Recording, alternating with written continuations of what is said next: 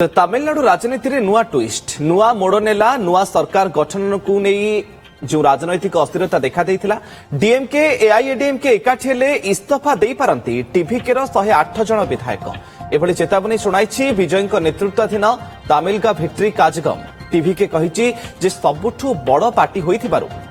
राज्यपाल को सरकार गठन पई तांको नेता विजय को आमंत्रित करबा उचित मात्र एपर्यंत राज्यपाल निमंत्रण करि नाहांती विजय दुई थर राज्यपाल को भेटी सरकार गठन करने को दाबी कर सारिथिबा बेले 118 विधायकंकर समर्थन पत्र मागिछंती राज्यपाल